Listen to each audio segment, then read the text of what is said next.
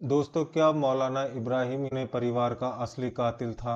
परिवार को न्याय दिलाने के बजाय उन्होंने अचानक गांव को ही छोड़ दिया। क्या इस पूरे मामले के पीछे वही नाबालिगों का हाथ है या फिर सच्चाई कुछ और है? आखिर क्यों मौलाना साले ने केस बंद करने के बजाय सीबीआई जांच की मांग की है और पुलिस के हाथ ऐसा कौन सा गुप्त सबूत लगा जिसने सबके होश उड़ा दिए? बताएंगे आपको पूरी कहानी। पर अगर आप भी चाहते हैं कि मौलाना के परिवार को जो इंसाफ मिले तो वीडियो को लाइक करें और चैनल को सब्सक्राइब कर दें। उत्तर प्रदेश के बागपत जिले का एक छोटा सा गांव गांगनौली, आज यह गांव सन्नाटे और डर में डूबा हुआ है। जो कुछ यहाँ हुआ उसे इंसानियत को हिलाकर रख दिया। गांव की मस्जिद के इमाम मौलाना इब्राहिम के परिवार को जो निर्मम तरीके से मार दिया गया था। लेकिन एक दिन उसी गांव में एक ऐसी दिल दहला देने वाली चीखें सुनाई दी कि पूरा गांव और इलाका जो सन्न रह जाता है। गांव की मस्जिद के मौलाना इब्राहिम, जिन्हें सब सम्मान से हाफिज साहब कह के बुलाते थे, लेकिन एक दिन उसी गांव से ऐसी दिल दहला देने वाली चीखें सुनाई दी कि पूरा इलाका सन्न रह जाता है। मौलाना के परिवार की बेरहमी से हत्या कर दी गई थी और पत्नी और दो उनकी बेटियां, जिनको अब इस दुनिया में कोई नामो निशान नहीं बचा है। घर का नजारा देख करके इतना खौफनाक था कि देखने वालों की जो रूह तक कांप गई थी। हर किसी की आंखों में डर था और जुबान पर सिर्फ एक सवाल था, आखिर ऐसा कौन कर सकता है? जब पुलिस मौके पर पहुंची तो सामने देखा उसने पूरा गांव को हिलाकर रख दिया। शुरुआती जांच में जो सामने आया उसने सबको हैरान और परेशान कर दिया था। पुलिस के अनुसार यह वारदात किसी बाहरी व्यक्ति की नहीं थी, बल्कि उन्हीं दो नाबालिग बच्चों ने की थी जो रोज मस्जिद में मौलाना से तालीम लेने आते थे। वही बच्चे जो उनके शिष्य थे, वही बच्चे उनके घर आते जाते थे। और जब पुलिस गांव में पहुंची तो भीड़ ने रास्ता रोक लिया और गुस्सा इतना भयानक था कि लोगों ने पुलिस पर जो हमला कर दिया और पथराव बरसाने शुरू कर देते हैं। कई गाड़ियां तोड़ दी गईं और अफसरों पर भी हमला हुआ। स्थिति काबू से बाहर होती देख इसी दौरान पुलिस ने उन लोगों के खिलाफ एफआईआर दर्ज कर दी जिन्होंने पुलिस पे पथराव किया था। लेकिन जांच की दिशा यहीं से बदलने लगी और शक का केंद्र धीरे धीरे मौलाना इब्राहिम पर आने लगा, क्योंकि वारदात के वक्त मौलाना इब्राहिम घर पर मौजूद नहीं थे। पुलिस को लगा कहीं ना कहीं यह खुद मौलाना का रचा गया कोई खेल है। उन्हें हिरासत में ले लिया गया और मौलाना ने पुलिस से कहा, सीसीटीवी देखो, मैंने कैमरे ऑन करके ही मैं घर छोड़ा था, मैं निर्दोष हूं। जब पुलिस ने फुटेज चेक किए तो देखा कि मामला कुछ अलग ही था। का बंद कैमरा था लेकिन गलियारे वाला कैमरा चालू था और उसी फुटेज में दिखाई दिया एक 16 साल का लड़का कपड़े संदिग्ध हालत में। उसे तुरंत हिरासत में ले लिया गया और पूछताछ में उसने कबूल कर लिया कि मैंने और मेरे दोस्त ने मिल करके मौलाना के परिवार को मारा है। जब वजह पूछी गई तो उसने ठंडे चेहरे से कहा, वो हमें डांटते थे इसलिए बदला लिया। पुलिस ने पूछा, इतनी सी बात पर तो जवाब दिया, मौलाना हमें बहुत सख्ती से पेश आते थे, अगर उन्हें तकलीफ देनी थी तो उनके परिवार को नुकसान पहुंचाना बहुत ही सही था। यह सुनकर पुलिस भी हैरान रह गई और एक छोटे से गुस्से ने 3 जिंदगियों को निगल लिया। जब पूछा गया कि उन बच्चियों की क्या गलती थी, तो जवाब में वह कहते थे कि वो जाग गई थी और चिल्लाने लगे थे, इसलिए हमने उनको भी जो। गांव की रूह कांप उठी और इतनी निर्दयता सुनने वाला भी थर्रा जाए। लेकिन कहानी यही खत्म नहीं होती। सवाल उठने लगे, क्या इतने छोटे बच्चे इतनी चालाकी से ये काम कर सकते हैं?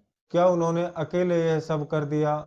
वैसे दोस्तों, इस केस की हर अपडेट के लिए हमारे चैनल को जो आप सब्सक्राइब जरूर कर लें।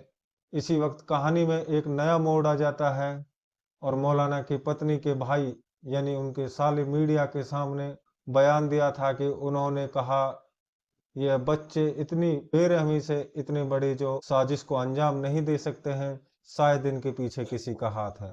जो अभी तक सामने नहीं आया, उनका आरोप था कि पुलिस ने जल्दबाजी में 2 नाबालिगों को जो दोषी बनाकर जेल के अंदर भेजा है। तो पुलिस को जो कोशिश करनी चाहिए कि इसकी हाई लेवल तक जांच की जाए और इसकी सच्चाई कहाँ छिपी है, ज्यादा गहरा और ज्यादा डरावनी हो सकती है। तो इसीलिए पुलिस से अनुरोध करता है कि इसकी जो सीबीआई जांच होनी चाहिए। इसी शक के आधार पर उन्होंने सीबीआई की जांच की मांग की ताकि घटनाओं की निष्पक्ष जांच हो सके। और उनका कहना था, हम सिर्फ इंसाफ चाहते हैं।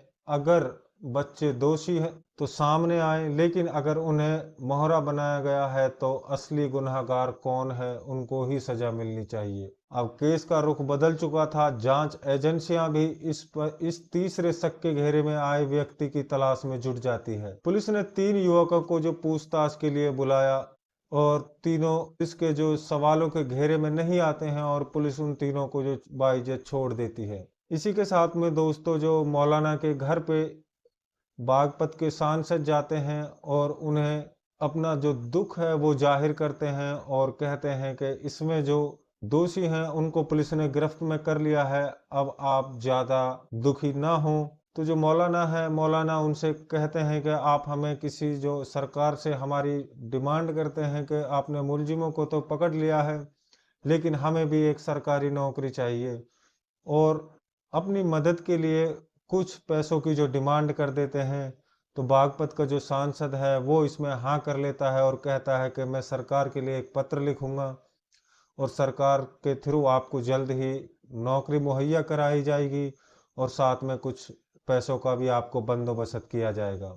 तो जैसे ही इन शब्दों को मौलाना सुनते हैं तो तुरंत वो योगी का और बागपत के सांसद का और उत्तर प्रदेश पुलिस का जो तहे दिल से धन्यवाद करता है और कहता है कि हम मुझे पूरी सरकार पे इतना ही भरोसा था कि उन्हें जिस तरीके से मुलजिमों को अरेस्ट किया है वो बहुत ही कम टाइम में किया और इसी तरह जो मौलाना की मांगे हैं उनको भी पूरा करेगी सरकार। तो दोस्तों इसमें कुछ और लोगों के नाम भी हैं जो जाहिरी तौर पे सामने आए हैं। इसमें टोटल अभी तक 29 लोगों के खिलाफ है जो एफआईआर पुलिस ने सबमिट की है, जिसमें से कुछ लोग वो हैं जिन्होंने पुलिस की गाड़ी पे पथराव किया था और पुलिस को जांच करने से रोका था और पुलिस ने उसमें से कुछ लोगों को जो हिरासत में भी ले लिया था, लेकिन समय देखते पुलिस को उन्हें छोड़ना पड़ा और गांव वालों ने जो पुलिस से माफी मांगती है और पुलिस उनको जो माफ कर देती है। दोस्तों अब सोचने वाली बात यह है कि अगर मस्जिद में कैमरा नहीं होता तो आज मौलाना है जो पुलिस की गिरफ्त में होते और सलाखों के पीछे होते और सवालों के घेरे में होते। लेकिन हम सभी से यही अनुरोध करेंगे कि जितनी भी सर्व समाज की जो सामाजिक जगह होती हैं उनमें सीसीटीवी कैमरा लगाना बहुत ही जरूरी है, जिससे किसी निर्दोष को इस तरह की तकलीफों का सामना ना करना पड़े। सरकार से भी हम यही अनुरोध करेंगे कि पुलिस जगह जगह पे कैमरा लगाए, जिनसे किसी भी अपराध में अंकुश लगाया जा सकेगा और ऐसे जो कातिलों को सख्त कार्रवाई हो जो फिर से कोई इस तरह की घटना को अंजाम देने के लिए जो अपनी मानसिक स्थिति में सुधार रखेगा। तो दोस्तों आप लोगों को क्या राय है एक बार हमें कमेंट करके ज़रूर बताना है। और आप लोगों से हमारा एक छोटा सा अनुरोध रहेगा कि अगर आपने अभी तक हमारा जो चैनल है सब्सक्राइब नहीं किया है तो आप हमारे चैनल को सब्सक्राइब कर लें और वीडियो को लाइक कर दें।